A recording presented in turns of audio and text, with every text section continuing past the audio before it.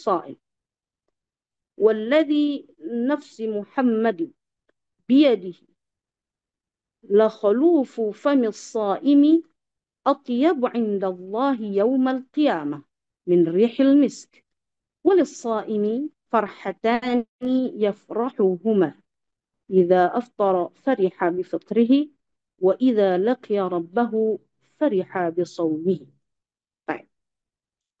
Tentunya bahwa hadis qudsi ini yang diriwayatkan oleh Abi Hurairah ya, dari Imam Bukhari radhiyallahu anhum, di mana bahwa dikatakan ya dalam penggalan yang pertama ya, kita jadi langsung kepada tatbiki ya, kita praktek sedikit bagaimana kita mengurai secara bahasa ya.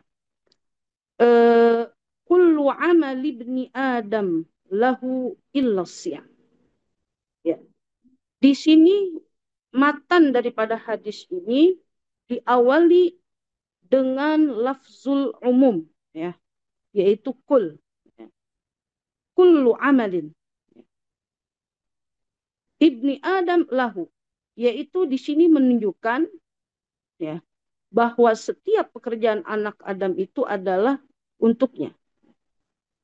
Dan kemudian datang setelah itu al-istisna, yang artinya adalah yaitu setelah ditetapkan bahwa arti ya daripada seluruh pekerjaan itu yaitu milik anak Adam kecuali puasa. Nah, di sini di dalam adatul istisna ini adalah sabtul awal, karena sabtul awal wa nafyus san wa sabtu as-sani ya. Walaupun ya di sini ada adatul istisna bahwa menunjukkan pengecualian dari berpuasa itu ada yang disembunyikan di situ. Ya, apa rahasianya sehingga asyam ini menjadi pengecualian? Nah, kemudian datang setelah itu jumlah fa'innahu li ya dengan taukid ya, dengan taukid di mana puasa itu adalah milik Allah Subhanahu wa taala. Ya, kita tahu bahwa kenapa puasa itu hanya milik Allah Subhanahu wa taala ya. Karena di sini sebagaimana ya yang telah diartikan oleh para ulama bahwa ibadah puasa itu adalah ibadah yang tidak seperti ibadah-ibadah lainnya. Karena ibadah puasa itu yaitu yang tahu hanya hamba dan Tuhannya. Kalau seandainya seorang melakukan ibadah sholat, haji, sedekah, ya, semua pekerjaan bentuk pekerjaannya itu bisa disaksikan oleh manusia.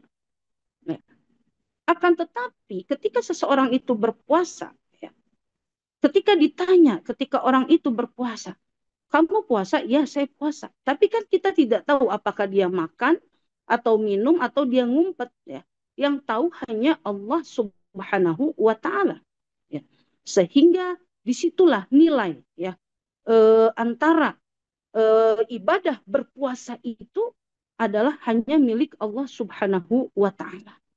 Di samping bahwa berpuasa itu adalah setengah sabar ya. Kita tahu bahwa balasan bagi orang-orang yang sabar itu unlimited, tidak ada batasnya. Maka dari itu ya, ketika dikatakan bahwa puasa itu adalah milik Allah Subhanahu wa taala, maka datang yaitu jumlah setelahnya wa ana ajzi bihi ya. Dalam jumlah ismiyah kita tahu bahwa jumlah ismiyah itu adalah kata yang diawali dengan isim. Nah, di sini ada ana ajzibihi dan ana di situ adalah yaitu kata isim, yang mana isimnya itu adalah dalam posisi mubtada atau di awal kalimat ya. Kemudian dengan khobar jumlah fi'liyah ya, dengan kata verbal yang tertera di situ ajzi bihi. Di dalam kaidah ilmu balaghah bahwa jumlah ismiyah adalah lebih kuat daripada jumlah fi'liyah. Jumlah fi'liyah kita tahu bahwa jumlah yang diawali dengan kata kerja. Ya. Dikarenakan kenapa? Karena di dalam jumlah ismiyah itu ketika khobarnya jumlah fi'liyah itu, maka di situ ada penguatan. Ya, ada di situ ikhtisas, penghususan daripada musnad ilaih atau daripada eh, subjeknya. Diulang lagi kata subjeknya itu. Ya, walaupun tidak terasa ya disebutkan dalam domir yang tersembunyi, akan tetapi di situ adalah ada pengulangan daripada subjeknya. Ya, wa ana ajzi bihi, ya ajzi fi'lin mudhari, ya fi'lun mudhari, fi'il mudhari yang fa'ilnya itu adalah domir, ya yang kembali lagi kepada ana musnad, ya musnad ilaih, ya makanya di situ adanya khobar jumlah fi'liyah, ya dan sebagai jumlah ismiyah tersebut, maka ini menguatkan benar-benar bahwa puasa itu hanya milik Allah dan Allah akan memberikan pahala yang tidak bisa ditakar atau tidak bisa diukur. Nah, ini jumlah wa ana ajzi bihi. Baik. Kemudian setelah itu, ya kemuliaan puasa itu juga disebutkan dalam hadis ini. Yang kedua, wasiyamu junnah, dan berpuasa itu adalah sebagai apa? Penguat, yaitu yang menghalangi ya manusia untuk menahan dirinya daripada hawa dan nafsu. Ya.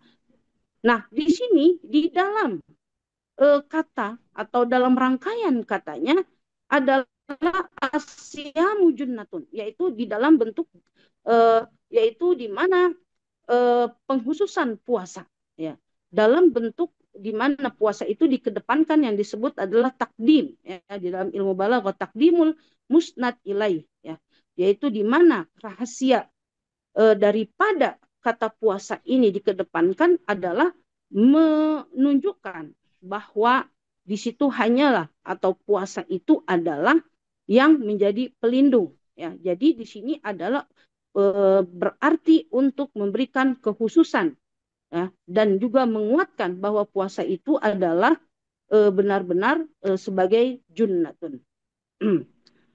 Dan kemudian yaitu ya setelah itu ada jumlah, ya fa idza kana yaumu shaumi ahadikum fala yarfuth yauma idzin wala yaskhab. Dan kemudian dikatakan bahwa ketika seorang itu berpuasa salah satu di antara kalian, maka tidak boleh berkata yang tidak baik. Yauma idzin, izin, ya di situ adalah tanwinnya pengganti daripada jumlah sebelumnya, yaitu pada hari kalian berpuasa di sini. Ya, diulang lagi gitu ya. Tapi disingkat dengan tadi tanwin iwat, ya tanwin yang diganti dengan daripada jumlah tersebut. Nah, di sini ya memakai idza asyartiyah, ya. Kalau di dalam sedikit ya di dalam kitab Isyarat wa Tambihat, ya dalam buku-buku kajian balaghah itu dikatakan bahwa ada idza dan in itu adalah sebuah kata syarat, ya yang mempunyai arti walaupun maknanya sama syarat, kebanyakan ya artinya itu adalah berbeda. Misalnya idza, ya idza itu ismu syarat yang artinya adalah untuk sesuatu yang akan terjadi, litahaqquqil wuqu', untuk sesuatu yang akan terjadi. Maka ketika kita berbicara misalnya idza tola'atis syams jituka, ya kalau seandainya terbit, karena yang namanya matahari itu pasti terbit, ya. Nah, itu idza itu biasanya apa namanya yang artinya itu dipakai untuk sesuatu yang memang pasti, ya. Jadi ketika kamu itu berpuasa, ya benar-benar berpuasa, maka pada hari itu, ya ketika hari puasamu itu, ya jangan berkata yang tidak baik atau apa wala yaskhab, jangan kamu berbicara dengan kata-kata yang atau dalam majelis yang teriak-teriak atau majelis yang isinya itu istilahnya kalau bahasa sekarang tuh ceng-cengan atau hanya tertawa atau yang lain-lainnya yang tidak berfaedah, ya. Kemudian ya setelah itu dikatakan lagi ya bahwa apa keutamaan berpuasa di mana di sini juga menunjukkan bahwa puasa itu haruslah kita menjaga daripada perkara yang zahirah dan batinah. Ya kalau zahirah tadi yaitu misalnya dengan syariat-syariat puasa, syarat-syarat puasa, ketentuan puasa yang mungkin dibahas oleh para asatiz lain ya dalam hukum-hukum berpuasa. Nah, kemudian ada hal-hal yang batinah. Yang batinah itu adalah yang di mana puasa itu adalah mungkin darajatnya juga sudah naik, yaitu puasa khas atau khas bil khawas ya. Yang di mana dengan berpuasa itu juga bagaimana berpuasa terhadap hati kita dari perbuatan dengki, marah, benci, kemudian yang lain-lainnya yang berdasarkan dari kalbu, bagaimana juga secara batin ini dari kalbu kita bisa berpuasa, dan ini juga ditunjukkan dalam hadis setelahnya, fa in sabahu ahadan au qatalahu. Dan apabila ada ya in di sini berarti kan kemungkinan terjadi gitu ya. In tadi kan kalau in li ghairi tahaqquqil wuqu' ya. Kalau kemungkinan terjadi ketika kamu berpuasa itu ada yang mencelamu atau ada yang memerangimu, maka katakanlah ya kepada dia bahwa falyakul an imru'un saim au anas saim, maka katakanlah bahwa saya sedang berpuasa ya. Maka di sini adalah yaitu anjuran ya, eh, untuk menguatkan kepada orang yang berbuat zolim kepada kita bahwa saat ini saya berpuasa, yang mana saya berpuasa itu untuk menahan segala yang bersifat zahir atau menahan jawareh anggota tubuh saya ini daripada syahwat ya, selain makan dan minum, kemudian juga daripada syahwat-syahwat syaitani ya, sehingga di situ adalah menunjukkan secara tegas ya, bahwa orang yang akan menghina dan lain sebagainya itu sehingga bisa calm down ya dengan apa namanya, dengan pernyataan ini. Nah, ini lebih menarik lagi ya, bahwa kemudian ya keutamaan atau keistimewaan puasa tersebut ya, saking puasanya itu memiliki keistimewaan sampai Nabi itu bersumpah ya. Dan ini sebenarnya kalau di dalam kajian ilmu balaghah ya, itu ada uslub insya'i, yaitu sebuah kata atau gaya bahasa yang menunjukkan kata perintah ya, dan tidak kata perintah au tolabi au gairut tolabi ya. Kalau yang tolabi itu atau bentuk perintah itu kita sudah masyhur ya, seperti istifham, kata tanya, kemudian kalimat perintah, kemudian juga larangan, kemudian juga untuk anida panggilan gitu ya.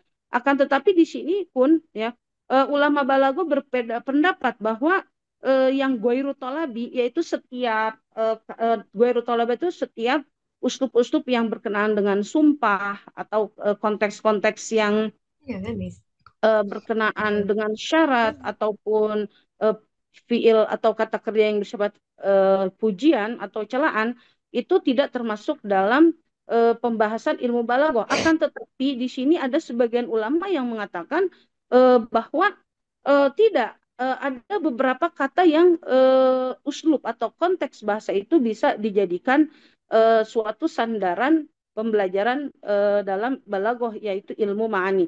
Di antaranya adalah uslub sumpah, bahasa sumpah ya, di mana kita tahu bahwa seorang yang berbicara menggunakan kata sumpah itu kan berarti memang dia ingin dipercaya atau memang ingin membuktikan bahwa perkataan itu benar.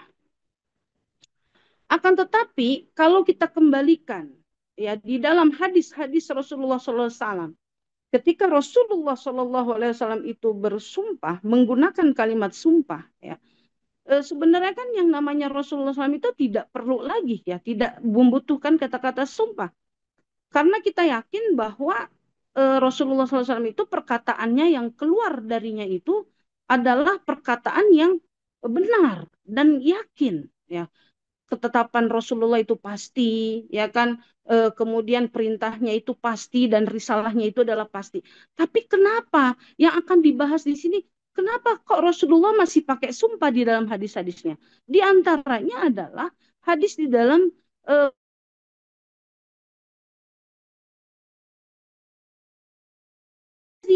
nafsu Muhammadin biyadih. Yang artinya adalah apa? Uqsimu billah alladhi yusaytiru ala nafsi. Ya. Yaitu saya bersumpah kepada Allah yang menjaga atau menguasai diriku ini. Ya. Dikatakan apa? Sungguh. Ya. Jawab qasamnya, la khulufu famil sa'im atyabu indallah. Ya. Bahwa perubahan ya bau mulut orang yang berpuasa ya mungkin kan karena dalam kondisi seorang itu kosong ya apa lambungnya dan perutnya itu kosong menyebabkan juga pengaruh terhadap bau mulut ya seperti itu.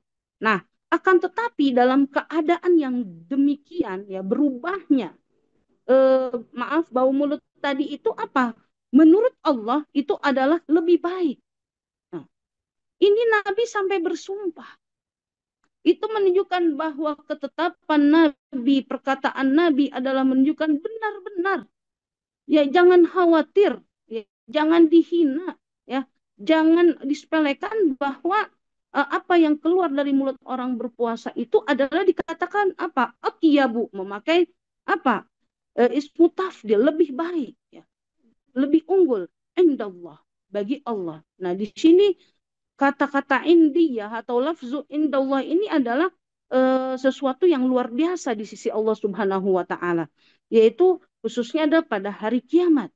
Lebih baik dari apa? Dari min rihil misk, daripada baunya eh, minyak wangi. Ya, di sini jadi ada perumpamaan ya.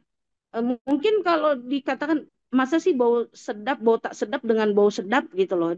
Ibaratkan ya seperti itu apa enggak kebalikan atau bagaimana. Nah, ini adalah menunjukkan bahwa perubahan apa tadi bau mulut tadi itu adalah merupakan sesuatu yang lebih baik. Nah, kemudian yang terakhir itu adalah ujung-ujungnya bahwa dari kemuliaan puasa ini yaitu ada di situ usnubul qasr, yaitu adalah bahwa di mana akhirnya untuk orang berpuasa itu memiliki sebuah kegembiraan, memiliki dua kegembiraan yang akhirnya disebutkan walisaimi farhatani. Ya, di sini takdimul musnad, didahulukan yaitu kabarnya atau didahulukan kata keterangannya ya yang menunjukkan yaitu berarti benar-benar khusus ya untuk yang berpuasa itu memiliki dua kebahagiaan. Kebahagiaannya adalah idza aftara fariha bi fitrihi wa idza laqiya rabbahu fariha bi shaumihi, seperti yang saya katakan tadi bahwa mayoritas para ulama mengatakan ulama ahli bahasa bahwa apabila ismu syarat itu dengan idza menunjukkan bahwa itu menunjukkan suatu kepastian. Jikalau pasti jikalaunya seseorang itu berpuasa dengan puasanya maka dia akan senang ya, dan kemudian jika ia seorang yang berpuasa itu bertemu dengan Tuhannya maka dia akan senang juga yaitu dengan puasanya. Nah, ini adalah sedikit daripada uraian tentang rahasia keindahan bahasa Arab ya. Mungkin wabil khusus yang hadir di sini adalah mahasiswa-mahasiswa FDI yang juga tidak asing lagi dengan kajian bahasa ya. Mungkin di sini saya dan Ustadz Saiful Anwar juga ingin memotivasi adik-adik sekalian bahwa kita belajar bahasa itu adalah bagaimana untuk memberikan sedikit apa memberikan atau menguraikan rahasia di balik keindahan bahasa Arab ya, sehingga mempelajari ilmu-ilmu bahasa Arab itu tidak suatu yang bosan, akan tapi adalah suatu yang begitu luar biasa. Mungkin cukup dari saya ya, mudah-mudahan bermanfaat. Saya mohon maaf atas segala kekurangan-kekurangan yang saya sampaikan pada kajian hari ini. Semoga eh, yang benar bisa diambil, yang salah mungkin bisa diperbaiki. Demikian, wallahu a'lam bishawab. Wassalamualaikum warahmatullahi wabarakatuh. Waalaikumsalam warahmatullahi wabarakatuh. Baik, kami haturkan terima kasih kepada Al-Ustadzah Dr. Wirda Fakhiro, LSMA yang telah memaparkan, memberikan ilmunya kepada kita semua terkait dengan mengenal makna puasa dalam bahasa Al-Hadis. Baik para hadirin, eh, teman-teman mahasiswa FDI, kemudian para dosen yang berkenan hadir pada kesempatan kali ini. Mungkin demikian acara event Ramadan FDI tahun 2025 sekarang yang telah dipersembahkan dari pemateri pertama kita, Kak Bara, Kak Zakwan, Kak Hasan, Kak Hussein, Ustadzah Wirdah Fakhiroh, dan kemudian Al-Ustadz Saiful Anwar. Kami haturkan terima kasih atas ilmunya kepada kami semua. Insya Allah Allah membalas kebaikan kepada antum sekalian. Mungkin sekarang ada sesi tanya jawab untuk beberapa penanya. Dipersilahkan untuk para hadirin yang berkenan hadir untuk mengangkat tangan atau raise hand kepada yang ingin bertanya.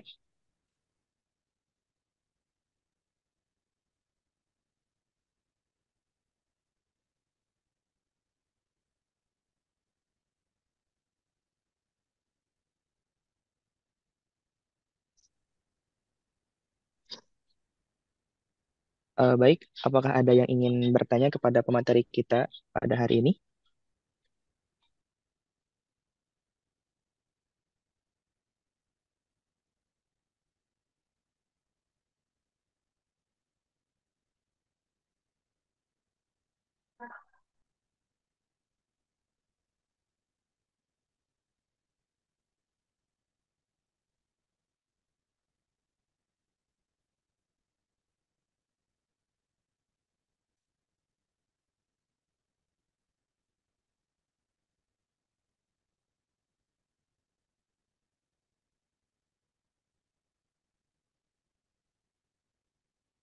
Tuh, Afwan Pertanyaan Ustazah, lewat chat, ada silakan. pertanyaan. Tadi ada yang bertanya di kolom chat. Assalamualaikum Ustadz, izin bertanya kalau keluar air madi itu apakah membatalkan puasa atau tidak? Syukran ya Ustadz.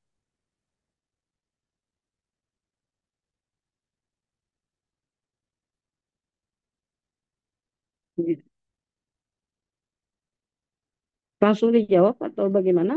Eh, Ridwan? Iya boleh Ustazah, langsung dijawab. Ya, ini kan terkait masalah hukum puasa ya.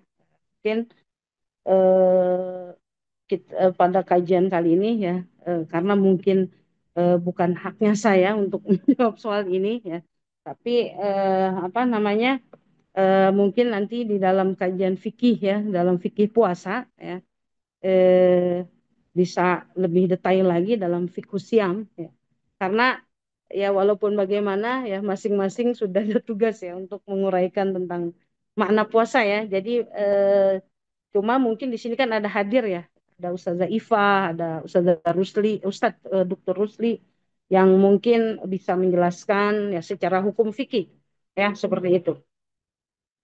Mungkin atau mungkin Ustadz Saifullah, kalau saya terus terang saya lebih menyerahkan ahlu zikrnya yang lebih berkompeten dalam soal hukum ini seperti itu.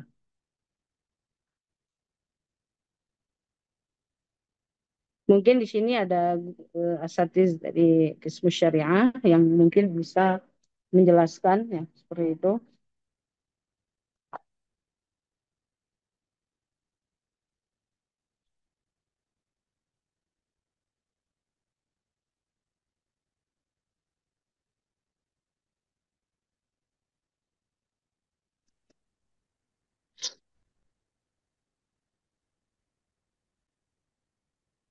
Baik Ustazah, kita lanjut saja ya ke pertanyaan selanjutnya. Mungkin eh, ini ada pertanyaan Mm-mm. terkait dengan balaghah Ustazah. Apakah ada Iya. perbedaan kehebatan bahasa firman Allah dalam Al-Quran dan bahasa sabda Nabi dalam hadis? Eh, Baik. Ketika kita mempelajari bahasa ya, semuanya itu pasti Allah Subhanahu wa taala eh, mengeluarkan istilahnya kedua kitab kedua sumber agama ini memiliki gaya bahasa yang begitu tinggi ya, karena di dalam apa namanya, yang tertera di dalam Al-Quran dan hadis itu adalah pasti pilihan-pilihan kata yang fasih. Wabil khusus adalah pertama Al-Quran. Ya. Al-Quran ini tentunya adalah kalau kita telusuri bahwa setiap makna bahkan huruf dari Al-Quran itu adalah memiliki makna balag, ya, makna secara balaghah, ya, seperti itu. Uh, Begitu juga di dalam hadis, ya. Walaupun memang ada sebagian ulama itu dalam kajian bahasa seperti nahu itu tidak menjadikan hadis itu sebagai syawahid, ya.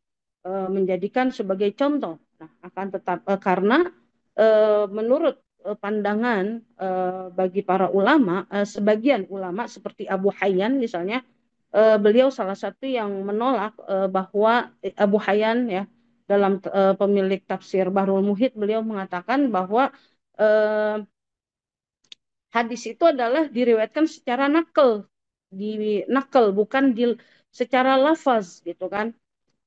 Karena belajar bahasa ini dengan lafaz, ya. Walaupun memang ada sebagian, ya, tidak semua seperti itu, bahwa hadis-hadis ada juga yang dinukil secara lafaz, ya, seperti itu.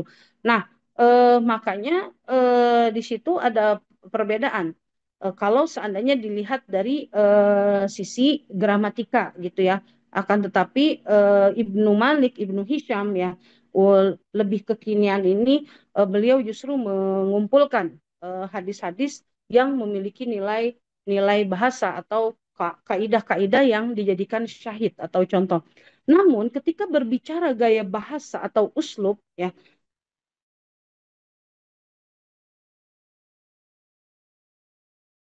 itu.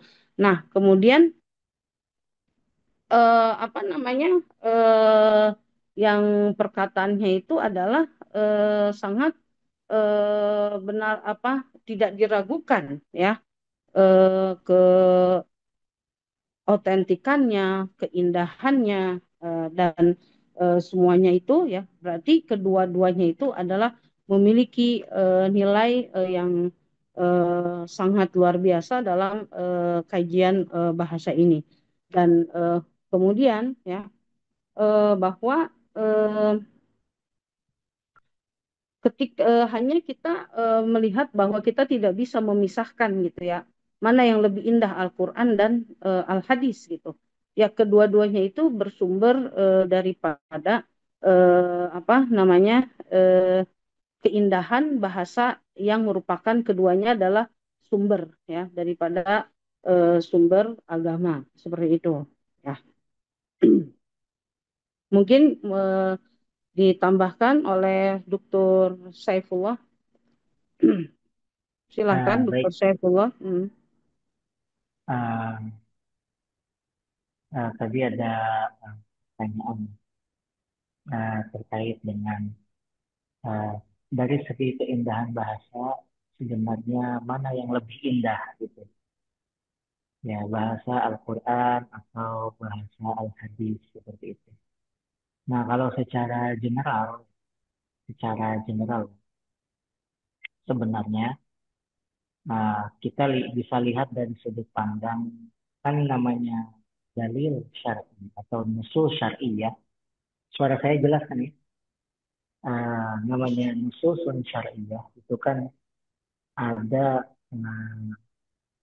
kita sebutnya itu ada proses subut, proses sampainya kepada kita, dan ada proses maknanya.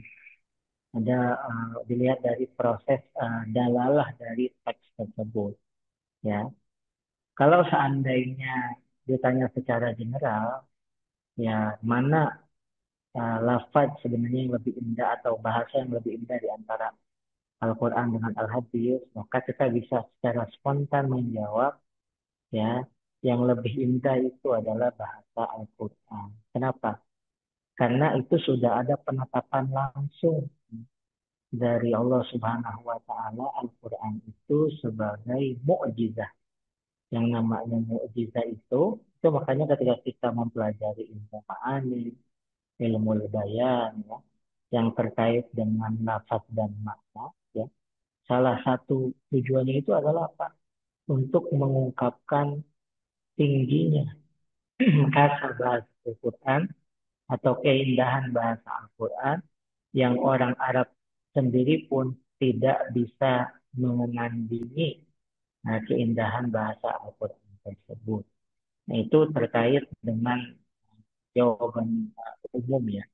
Nah, ditambah lagi kenapa kita bisa memastikan sebenarnya bahasa Al-Quran itu lebih indah dibanding hadis ya. Ya karena itu tadi, kalau Al-Quran itu seluruhnya itu sampai kepada kita itu bitawatur. Nah, sedangkan Al-Hadis, sebagaimana tadi diungkapkan oleh Ustaz Wirda Fakhira, yaitu beberapanya ada yang sampai kepada kita itu riwayah bil mak. Jadi maknanya yang dihafal, sedangkan dalam redaksinya itu sendiri ya, ada menggunakan redaksi beberapa perawi dari generasi pertama. Dari segi memahami misalnya pesan hadis yang disampaikan oleh Rasulullah Shallallahu Alaihi Wasallam. Nah, kemudian tadi mungkin ya saya sedikit ada yang bertanya tentang hukum keluar madi, ya. Meskipun ini konteksnya sebenarnya itu yang bergelut di bidang syariah sebenarnya ya paling otoritatif ya untuk menjawabnya. Tapi ini berdasarkan yang saya pelajari ya. Yang namanya madi itu adalah sesuatu yang keluar, yaitu dia biasanya menunjukkan muqaddimatus syahwat. Kalau dalam bahasa fikih itu disebutnya muqaddimatus syahwat. Nah, maka ketika seseorang keluar madi itu bin nazratin, ya karena melihat sesuatu misalnya yang menggerakkan syahwatnya, kemudian keluarlah madinya sebagai muqaddimatus syahwat. Itu mazhab Syafi'i dan Hanafi serta jumhur itu mengatakan fala yufsidus sauma. Itu tidak merusak atau tidak membatalkan puasanya. Nah, seperti itu. Nah, kemudian ini sedikit saja ya, ada yang bertanya gitu dari Kak Amiruddin gitu. Ada perbedaan khusus antara penggunaan kata asal siap, terus kenapa lapat niat puasa kita menggunakan kata saum bukan kata siap, seperti itu. Nah, sebagaimana saya sudah jelaskan di awal tadi ya, kalau dari sisi kebahasaan, antara saum dan siap itu sebenarnya tidak ada perbedaan. Tapi kalau dalam konteks konteks penggunaan Al-Quran, ya kata saum itu biasanya digunakan untuk menahan yang lebih umum bukan dengan ketentuan-ketentuan puasa dalam sudut pandang syariah. Makanya dalam ayat yang membicarakan Siti Maryam, kata saum itu muncul. Inni nadartu lirrahmani sauma falan ukallimal yawma insiya. Nah, kata saum itu muncul karena dia lebih umum. Nah, terus kenapa lapat niat puasa kita menggunakan kata saum, bukan siam? Nah, itu sebenarnya terkait hal itu ya. Terkait lafaz ya, sebenarnya kan niat itu kan yang intinya itu adalah tempatnya di dalam hati. Ada adapun lafaz itu adalah sesuatu representatif dari niat di dalam hati saja. Nah, karena makna saum dan siam itu sebenarnya tidak ada perbedaan, yaitu digunakan juga untuk menunjukkan niat puasa seperti itu. Nah, kemudian kenapa yang digunakan kata saum? Nah, terkait dengan ajaran agama, itu biasanya kita kan bisanad, mohon maaf ya. Kita itu biasanya dengan menggunakan as-sanadu min masyayikhina begitu. Nah, ketika kita mendapati misalnya kenapa kok nilai niat puasa ya? Ada yang nawaitu sauma qatin atau sauma syahrin seperti itu, ya. Nah, itu hakaza naqbaluhu min masyayikhina. Nah, tentunya pertimbangan ulama untuk memilih diksi itu sudah pakai pertimbangan juga. Jadi kalau ditanya kenapa kok menggunakan kata saum, Ustaz? Nah, kalau misalnya kita ubah kata siam, boleh nggak Ustaz? Ya boleh-boleh kan. Karena cuma al-lafzu itu ibun anil haqiqah. Itu aja. Nah, hakikatunnya itu ya tiru kalau kita misalnya pengen diubah nih, ada inovasi sedikit gitu. Nawaitu siyama godin, boleh-boleh. Nggak masalah gitu. Tidak mesti tidak mesti diperkarakan atau dibahas.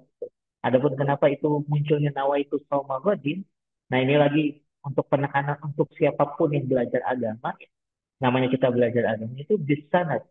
Nah, ketika kita mendapatkan sanad atau niat itu dari masyayikh kita yang mengajarkan niat itu dengan lafaz tahu, nah kita ikuti itu. Ya, karena warid atau datangnya lafaz ketika berniat itu dengan menggunakan kata tahu. Seperti itu, Allah a'lam.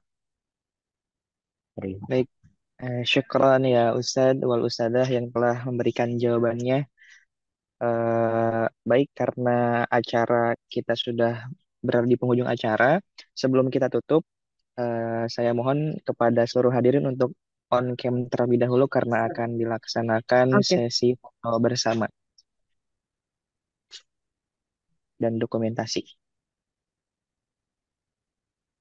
Diulangi sekali lagi kepada seluruh hadirin, dimohon untuk mengaktifkan kameranya karena kita akan melaksanakan prosesi dokumentasi untuk kegiatan pada hari ini.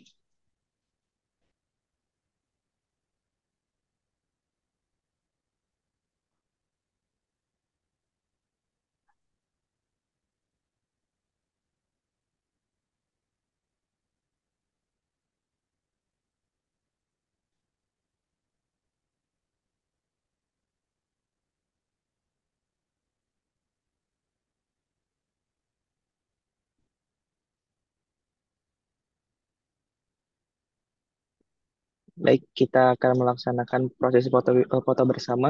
Kita mulai dari slide yang pertama, 3, 2, 1.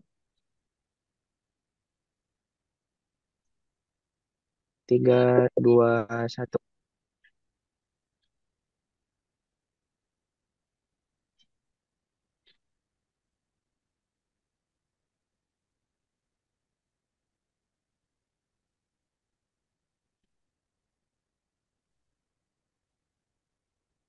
Baik, Bapak Ibu, hadirin dan teman-teman mahasiswa FDI, kemudian hadirin yang berkenan hadir pada kesempatan kali ini, mungkin demikianlah acara kita pada hari ini, yaitu kegiatan event Ramadan FDI tahun 2025.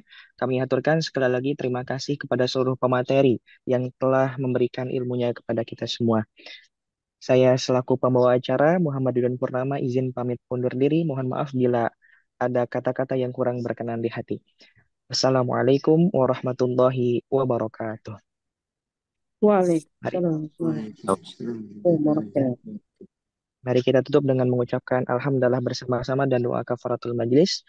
Alhamdulillahi rabbil alamin.